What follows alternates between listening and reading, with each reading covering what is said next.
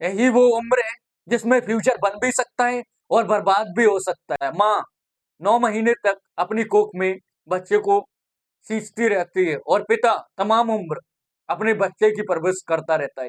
आपके माँ बाप बूढ़े हो रहे हैं, ये समय दोबारा नहीं आएगा। माँ बाप तो फिर भी माफ कर देंगे, बट वो माफ नहीं करेगा। पिता होना कितना मुश्किल है। पिता के ऊपर किसी ने बहुत अच्छा लिखा है, पिता रोटी है, कपड़ा है, मकान है। पिता नन्हे से परिंदे का बड़ा आसमान है। पिता है तो घर में प्रतिपल राग है। पिता से माँ की चूड़ी बिंदी सुहाग है। पिता है तो बच्चों के सारे सपने हैं। पिता है बाजार के सब खिलौने अपने। आज बातों से इंसान की जो जीवन में सबसे ज्यादा कुर्बानी देता है और उसी इंसान जीवन में सबसे कम क्रेडिट नसीब होता है। पिता कौन है? पिता पिता वो है जो नौकरी पर जाता तो जवान है बट लौट कर बूढ़ा आता है। एक बाप अपने बच्चों के सारे सपने पूरे करने और घर को ठीक से चलाने में निकाल देता है। उसकी जेब में पैसे हो ना हो बट दिल में हौसला जरूर रहता है। पिता खुद के लिए 500 रुपए की साइट भी नहीं खरीदता बट औलाद के लिए 5000 की साइट भी दिलवा देता है। माँ 9 महीने बच्चों को पेट में रखकर सींचती है और पिता तमाम उम्र बच्चों की खुशी खुशी परवरिश करते हैं। आज दुनिया वालों को ये बताने जा रहे हैं कि जिनके बच्चे नहीं होते वो न जाने कितने व्रत कितने यत्न रत्न न जाने क्या क्या कर देते हैं सिर्फ बच्चा होने के लिए। न जाने कौन कौन सी चौखट पर अपना माथा रगड़ते हैं, दर दर की ठोकरें खाते हैं और जिस पल उनके कोख में जब नन्हा बच्चा आता है माँ बाप उसी क्षण से उस बच्चे की सारी जिम्मेदारियां अपने सर ले लेते। माँ बाप थोड़ा थोड़ा पैसा बचा बचा करके अपनी बेटियों के लिए एक एक गहना खरीदते जिससे कि बेटियों की शादी में काम आ सके। माँ बाप बच्चों के लिए किसी भी हद तक जाने के लिए तैयार रहते हैं। माँ बाप चाहे कितने भी सक्सेसफुल हो, कितनी भी बड़ी लेवल पर हो, जब बात अपने बच्चों पर आती है तो सिर्फ आप एक साधारण माता पिता होकर रह जाते हैं। शाहरुख खान कितने बड़े बादशाह हैं, दुनिया उनकी एक झलक पाने को बेताब रहती है। उनकी फिल्मों का कलेक्शन करोड़ों में, वो जिस रोड से गुजर जाए वहां पर सड़कें जाम हो जाती हैं। उनकी एक झलक पाने को उनके घर मन्नत के सामने लोगों का सैलाब लगा रहता है।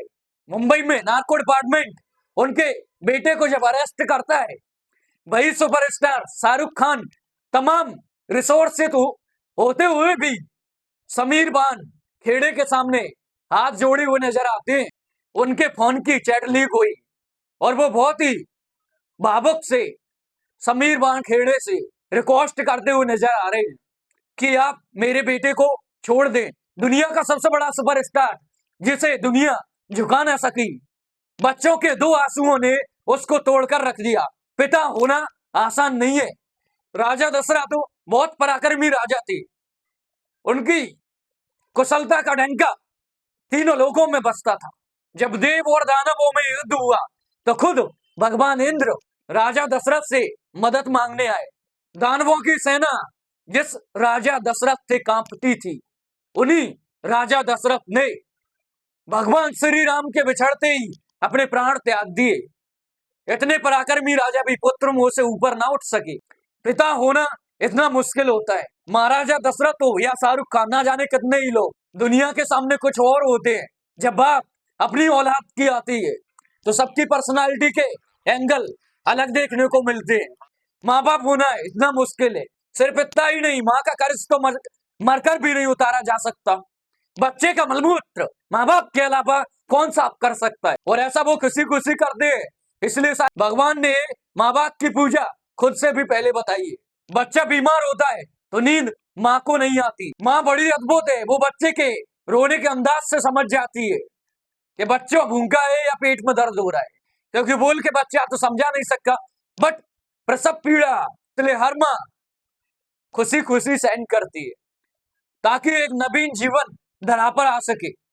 कहते हैं कि 20 हड्डियों के टूटने पर जितना दर्द होता है ना, उतना ही दर्द एक माँ को होता है बच्चे को जन्म देने में।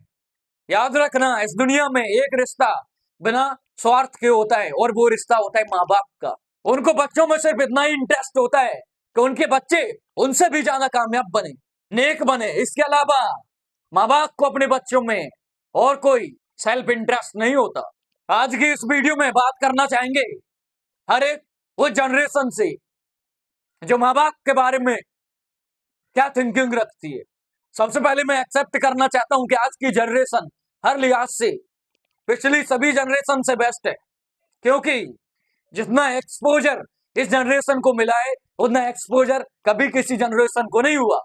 मैंने मोबाइल फोन का इस्तेमाल किया जब मैं 20 साल का था, लेकिन आज के लोग 4-5 साल में ही मोबाइल यूज करना लग जाते। जितना टैलेंट आजकल के बच्चे और युवा में देखने को मिलता है उतना टैलेंट पहले कभी नहीं था। आज के इस दौर में 98%, 90%, 100% मार्क्स आसानी से ले आते हैं आज के इस दौर में। और अगर कोई 100% मार्क्स ला रहा है तो किसी को कोई हैरानी नहीं होती। ये बात तो बिल्कुल सच है कि आज के बच्चों में टैलेंट बहुत जबरदस्त है, लेकिन कहानी में ट्विस्ट कब आता है पता है? जब बच्चे 14 से 20 साल की एज में अब इनके हार्मोन्स जंप करने लगते हैं। इनका सबसे बड़ा असर ये होता है कि हार्मोन्स बच्चों को पेरेंट्स से दूर कर देते हैं, क्योंकि इस उम्र में बच्चों को चाहिए आजादी और माँ बाप वो आजादी देते नहीं, क्योंकि वो जानते हैं इस तरह की आजादी के लिए ये उम्र सही नहीं है। तो पेरेंट्स रोकते हैं, समझाते हैं, उनको पता है ये उम्र फिसलने वाली है। यही वो उम्र है जिसमें फ्यूचर बन भी सकता है और बर्बाद भी हो सकता है। अब यहाँ बच्चों को लगता है यही तो लोग मेरे सबसे बड़े दुश्मन है। यहाँ बच्चे अब माँ बाप से झूठ बोलना शुरू कर देते हैं, चीजें छुपाना स्टार्ट कर देते हैं।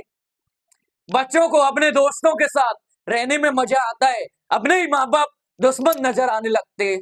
अगर माँ बाप किसी वजह से बच्चों को डांट दे तो आज के एज में बच्चे जवाब दे देते हैं उनका फेवरेट डायलॉग के, बोलते हैं पापा आप सटिया गए हो, आवर पेरेंट्स आर आउटडेटेड।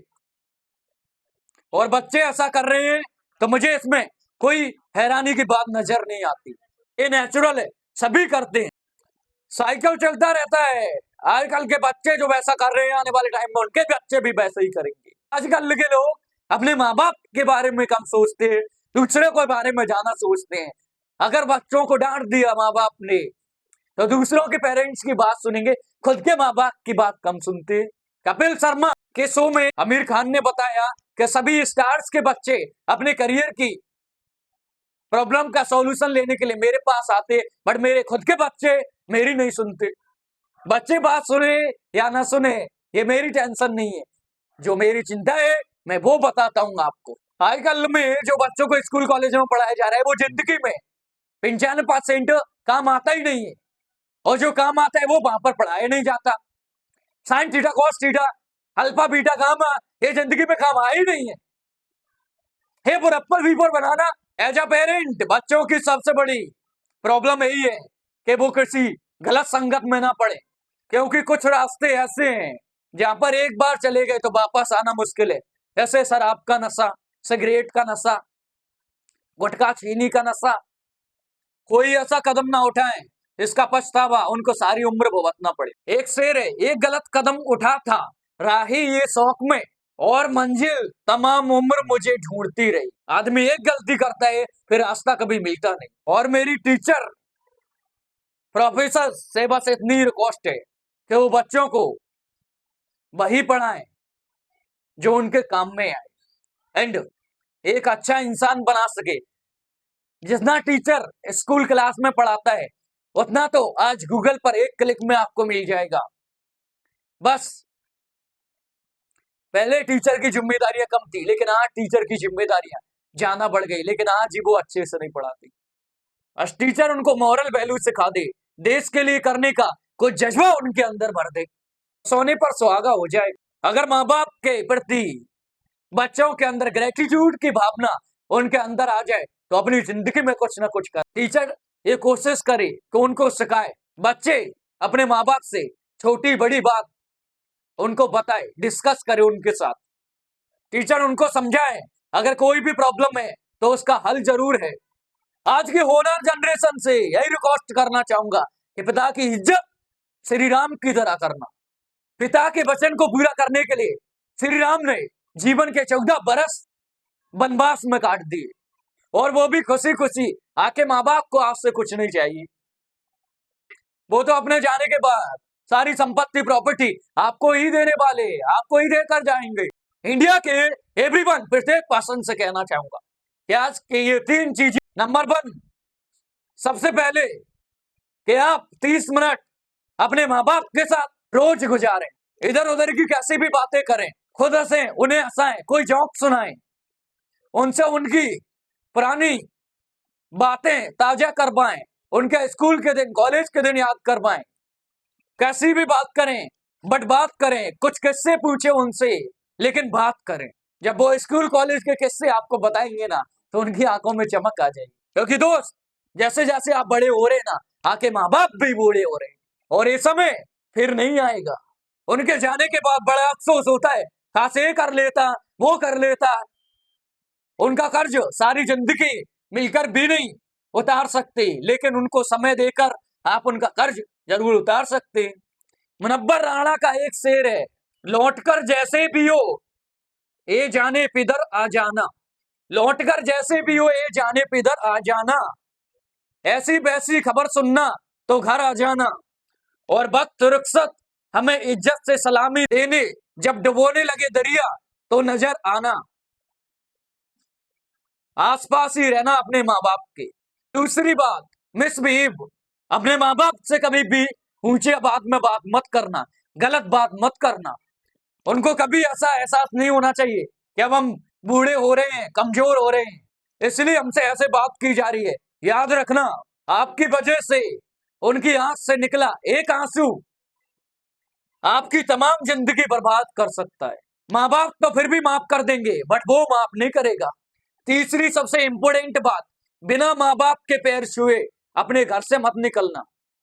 अपने दिन की शुरुआत उनका आशीर्वाद लेकर ही करना। यह एक ऐसा सुरक्षा कवच है जो आपको बड़ी से बड़ी मुसीबत से बचा देगा। दिल से दी हुई उन्हीं के आशीर्वाद को भगवान भी नहीं टाल सकते। बस ये 3 चीजों पर अमल करना शुरू कर देना मेरे दोस्त। मेरा दावा है, देवता भी आपको आगे बढ़ने से नहीं रोक पाएंगे। आप इस वीडियो को पूरे हिंदुस्तान के नौजवानों को भेज दें, ताकि वो भी बच्चे देखें, हर माँ बाप देखे। वीडियो को शेयर कर दें और मिलकर भारत को एक बेहतर भारत बनाए। अगली किसी और वीडियो में मिलते हैं। Best of luck.